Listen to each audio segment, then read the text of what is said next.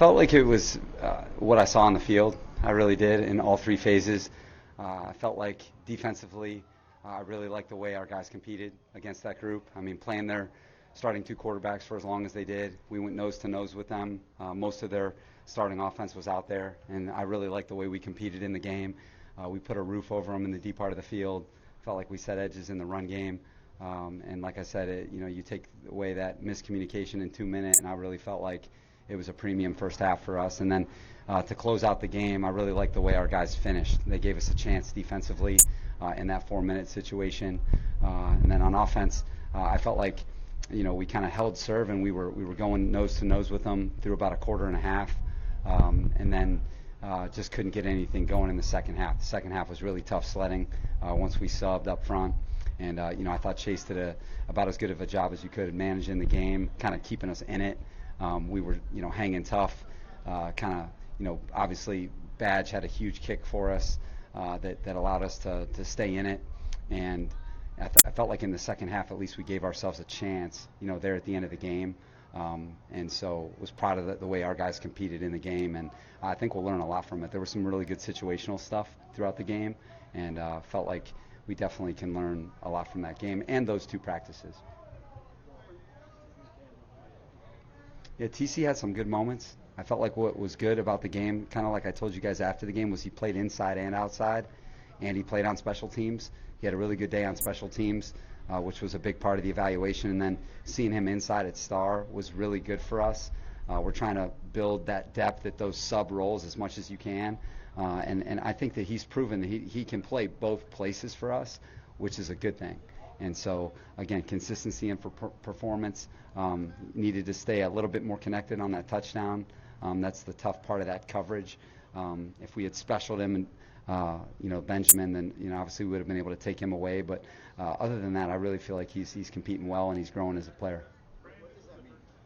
When you say special? Double, yeah. You can double, in the red zone, you can double the slot there. Brandon, that was the first game that Mark Webb got to play. Yeah. What did you see from him? A lot of what's been happening in practice, he looks like he belongs out there. And, he's playing three different, spots for us, and he's playing in the kicking game. He had some really good personal protector reps on the punt team.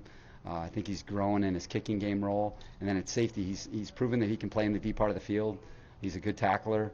And then he can play inside, whether it's star or dime money. So I feel like he's growing as a player. There's a lot to improve. He had the miscommunication in the 2 minute, which he's responsible for. But he's a guy that's shown that he can be a quality player for us, and we expect him to. And he's had a good camp, and I felt like that was a really good measuring stick for him against a good team. Was it good to see Slater and Brandon Staley out there practicing? Yeah. It was, number one, it was great to be back on our practice field. And then to get, most of our guys back today. We had, a much different looking movie today, so I'm excited to go watch it after this. Was looking at pace of practice today was a little slower, in terms of like how Yeah, we wanted to make sure that this, last week was a heavy work week for most of the team. We wanted to engineer this practice for our first group. They took, the predominant amount of the team reps and the 7-on-7 reps. We wanted to get our second and third group back physically. So give them an extra day off today. So that's why you kind of, saw a little bit down plays today. All the plays were kind of specified for that first group. So I was glad to see a lot of those guys that had the game off get out there and compete, and that was good. And just get back into a flow so that we can have 2 more good practices this week. When reviewing the preseason game with the team, how much did you go over penalties? Because a lot of those 12 to 15 yards. Yeah, we definitely, you want to be able to control the penalties that you can control, starting with, offensively the cut block on the screen. With Oday, that's a old habit that dies hard. He's used, he's 29 years old. He's thrown a lot over the course of 7 years. And so, like I told you guys after the game, we had a great officials meeting with Land Clark and his group, and that's certainly one that we have to learn from, because it's not only is a penalty, but it's a 15-yard penalty, and so it's a big one to learn from. Kaiser's penalty on the interception return is penalty that you can't have. You can't launch, you can't go back, and that's something that's interception or takeaway return 101, and it's not to go back and certainly to stay off the head and neck. And so that's one that's certainly avoidable. Asante's penalty, taking his helmet off, certainly avoidable. Those are the ones that really stood out to me. And then, for the other ones, I mean, the roughing the passer penalty at the end, I know that it was kind of an untimely penalty, but I thought it was, a good play by Jesse. I think that was truly in the hands of the official. He stayed off the head and neck. He stayed off the quarterback's body.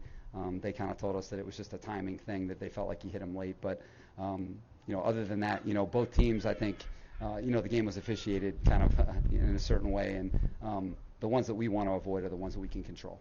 Can you talk about the competition between 42 and 52 in the spot here? Yeah, Kyler and Jen are really doing a good job for us, both of them. I think they're both going to have big contributing roles for our team, both on the edge and in special teams.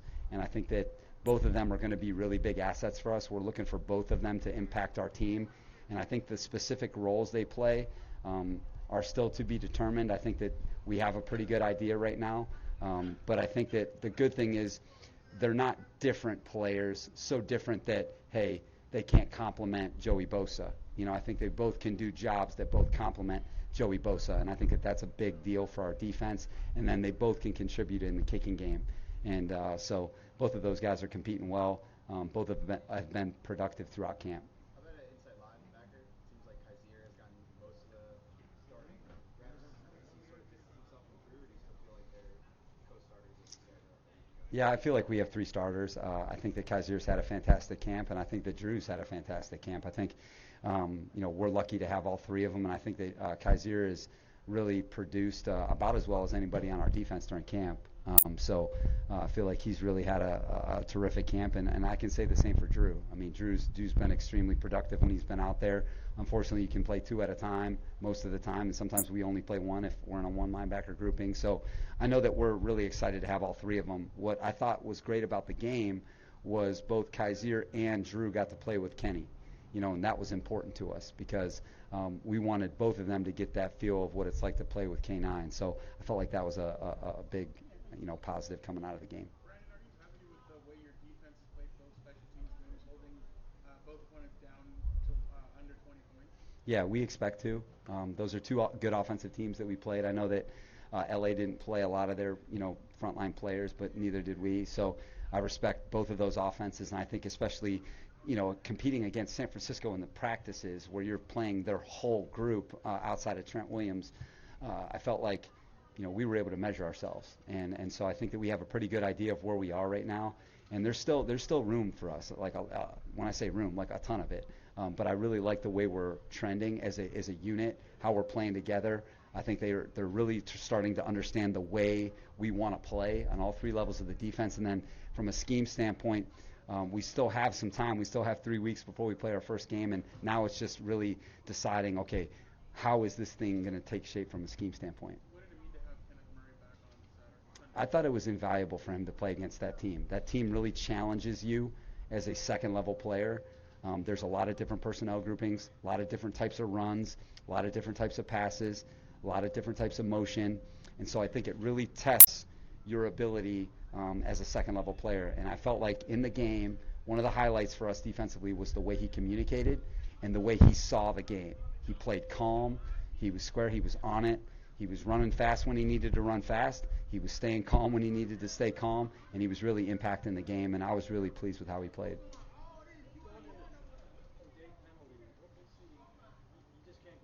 Outside the tackle box, you have to stay off the legs. Now that's the new point of emphasis when you're outside that tight end box. Now, whether you're an offensive player or a defensive player, you have to stay off their knees. So if it's a toss sweep, a corner can't support the run like he used to. He can't go and take out an offensive lineman low.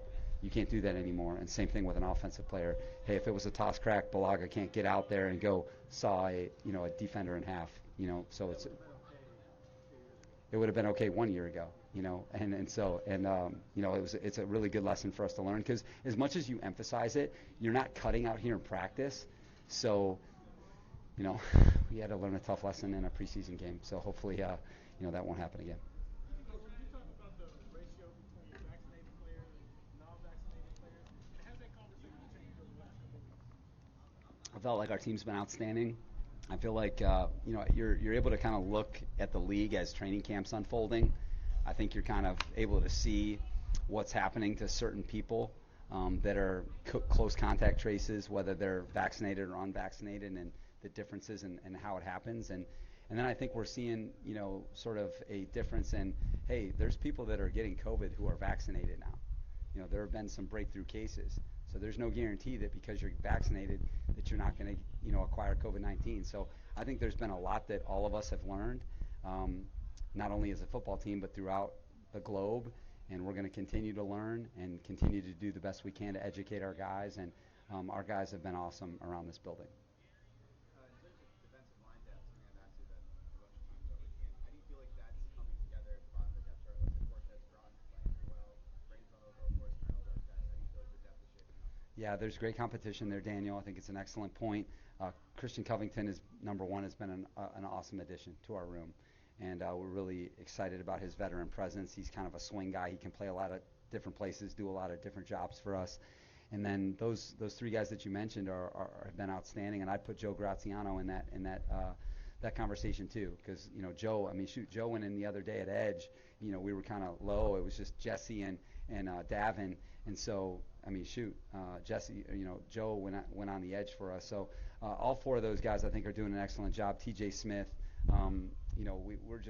We're really fortunate to have Gift Smith coaching them, and I think that there's going to be some tough decisions, here down the stretch.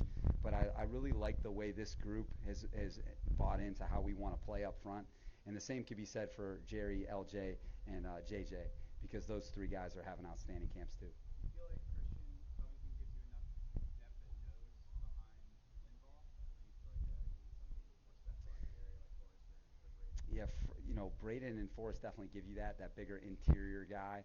That's not Cubs' thing. Cubs is more of a perimeter guy, a 4-5-3 technique, 2-eye. He's not a guy that's going to play over over the center. That's not his game. So, like I said, those other guys, are kind of bring that to the table, and we're just going to see where it goes. But I know that the way that all those guys that you mentioned, those and that group, they've been very productive for us. We've played two outstanding running teams, and we've been able to do a really good job. With the expectations you had at the beginning of training camp, So I think that the vision that we had for Josh Palmer's expressing itself. I feel like the player we thought he could be, he's probably better than what we thought, because the one thing in college is you guys are aware of the quarterback situation that he was in at the University of Tennessee. So to be able to see him operate with a premium quarterback like Justin, I think you're able to see the guy that we thought he could be. And so the thing about him is his route detail, his to be able to move throughout the formation. I felt like what I was excited to see was I saw him beat press in college. I saw him beat those premium corners in the SEC, the Georgia guys that you guys know about, Campbell and Stokes. I saw him, Surtain, and you saw him do that. But then it's like, okay, well, now you're playing against pro corners, Jason Verrett, who he was going against last week, that's a more realistic look. Bato Davis, that's a more realistic look about can he beat press, and I think that he's been able to do that. And then the thing that I've been really pleased with too is he can play in the special teams game. This guy can really contribute in special teams too, and so we feel like he's a complete player, and the good thing is there's still so much room for him to go. did his acumen really show on that touchdown pass? Just on the scramble play, being able to get open and run the back edge like that? Yeah, I just think two instinctive players, Easton and Josh, two instinctive players that can feel the game, that kind of understand how that play is unfolding and then where he needs to go. Hey, if everyone's going left, let me hang a right here and find a pocket and give myself a chance, because that's how that play was unfolding. Easton's going to our right, Josh's left as he's running the route, and then he sees the defenders moving that way. And so now, hey, I hang a right really fast, and that's normally how it happens. And defensively, that's why it's so tough, is that everything's taking you this way, and then in a moment, hey, he stops and goes this way, and then Easton's able to locate it. So great play by both guys.